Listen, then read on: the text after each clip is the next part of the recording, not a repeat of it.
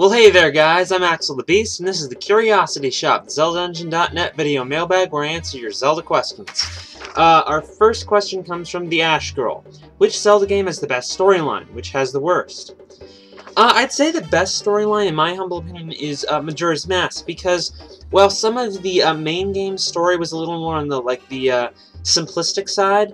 I think in terms of some of the side story that was hidden from you that you had to discover for yourself, and in terms of a lot of the, all the side quests and the side characters, I think that there was just so much depth to all the characters, personalities, the story, how everything connected, that when you put it all together, it was one of the most amazing in-depth stories of the series.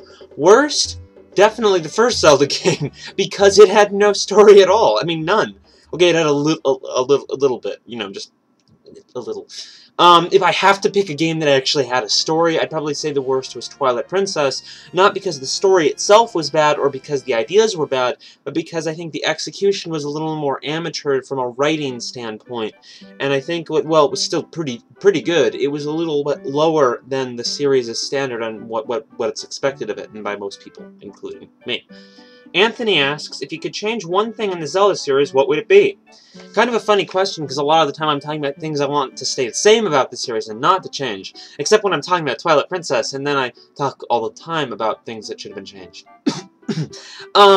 Actually, I think that, there is a lot of things about the series that I think shouldn't really change that much, aside from, unique themes changing from game to game.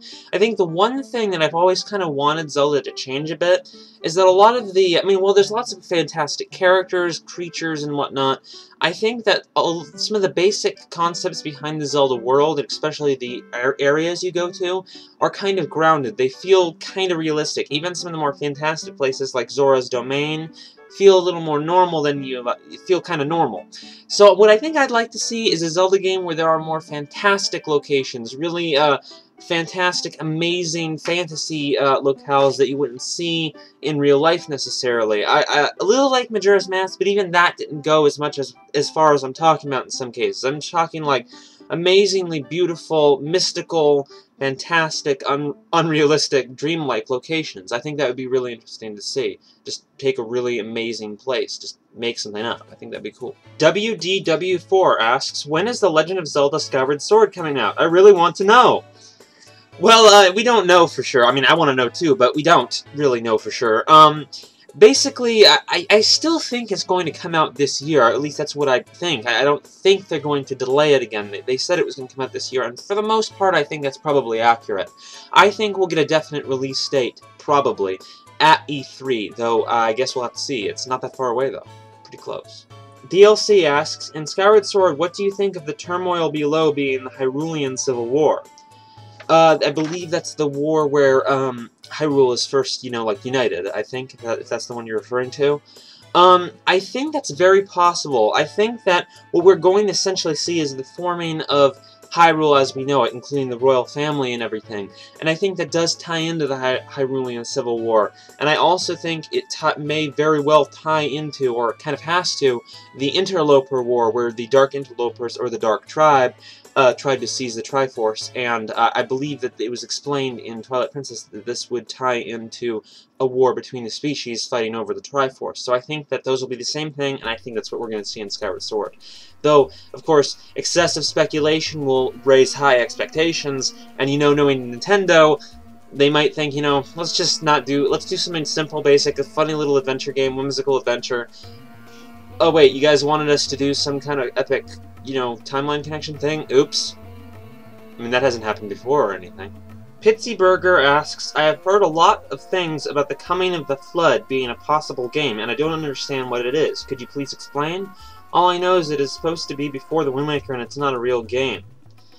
The Coming of the Flood, or the Valley of the Flood, etc., was kind of like this big thing that someone made up by making a fake image of it, and it was supposed to be this game that, what you described, took place before the Wind Waker, had to do with flood, the big flood happening, And this was before Zelda Wii was announced to be Skyward Sword.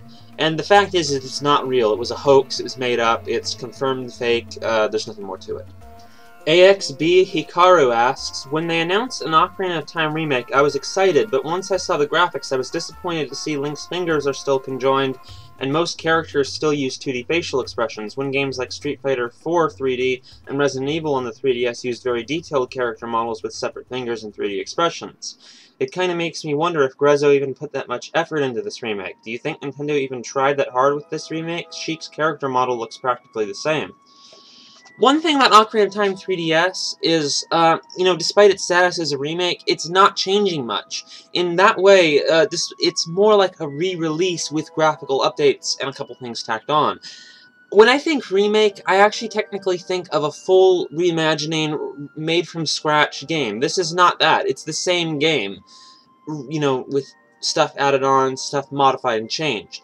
I don't think it's that surprising that they have a lot of stuff that stayed the same and the graphics aren't too freaking amazing. So I think that that just goes without saying. I don't think it's that unusual or that much of a big deal. This is as much work as you can expect them to put into it. That said, I do think the graphics look beautiful even if there are some more primitive aspects to them. I don't think there's anything wrong with them.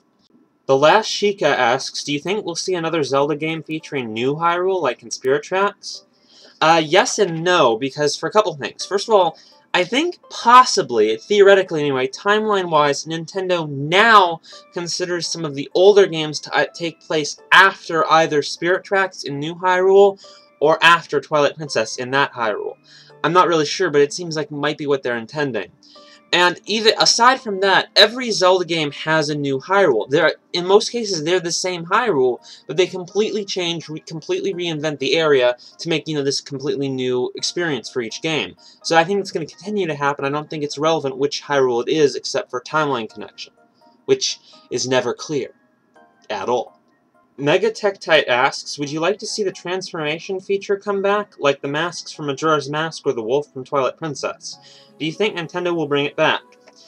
I kind of want to see it again, and I kind of don't. One thing is that when they come up with these great ideas in the Zelda games, they're great, but at the same time, it lessens their awesomeness when you just keep doing them again. It just becomes a normal thing, and it's not cool anymore.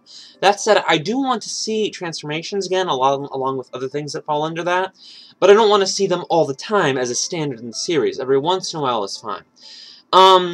I think that with the transformation stuff, I don't necessarily want to see it as transformations every time, but a similar idea of being able to take on another moveset. I mean, there's a lot of ways you can do that. Possession, I mean, there's tons of ghosts and undead in the Zelda games. Inheriting skills or from some kind of artifact or being taught. Or, like what they did in Twilight Princess with the armor. The Zora armor let you swim, almost like the Zora in Majora's Mask. There's a lot of ways they can redo it without using the same idea, and I think exploring that would be a wise move on Nintendo's part. Link to the Past asks, is it cheating to use a walkthrough when playing Zelda? What would that even mean? I mean, what rule or code of honor would you be breaking by using a guide to get through a game that you can't otherwise get through on your own? I mean, what is the goal or the rules of playing video games? It's having fun. So by that logic, you're cheating and you're not playing it properly if you play it in a way that you don't have fun, even if that means if that includes you not being able to get through the game at all. Using a walkthrough, if it enhances your enjoyment of the game, that's fine. That's properly playing video games. You're supposed to have fun. You shouldn't play them in a way that you just don't have fun doing. You should play them in whatever way that suits you and makes you have fun with the game, whether that means figuring out every challenge on your own or having help to get through parts so you can just experience the actual adventure. Doesn't matter. It's up to personal choice. Sir Oriep asks, do you think that the Zelda series will ever come to an end? The story, that is. Or will they just keep adding more and more stories to the timeline? I think that Zelda isn't going anywhere as long as, 1, the games are successful and they sell well and they're worth making, and 2, there are, people who are capable of writing more stories added on. I think that no matter what, Nintendo's going to keep making Zelda games, keep coming up with new ideas and expanding on what they have, as long as those two, requirements are met. Now, the last part of your question you state, adding to the timeline, that I'm not sure about. It's hard to say, because at any point they could decide to reboot the timeline, make a separate continuity, or just make games that are standalone and do not connect to the timeline at all, sort of like the Final Fantasy series. Any of those moves would be interesting and not necessarily bad, in my opinion. I think those would all be interesting ways to take the series in the future, and it's hard to say what they'll do. I don't really know what the future holds, but I can tell you that Zelda is pretty much going to keep happening, whether you like it or not. Well, if you don't like it and you spread that dislike, then it will stop, because that would cause one of those requirements to not be fulfilled. Yeah, that's the end of the question.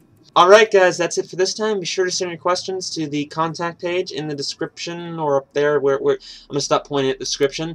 And I'll see you guys later.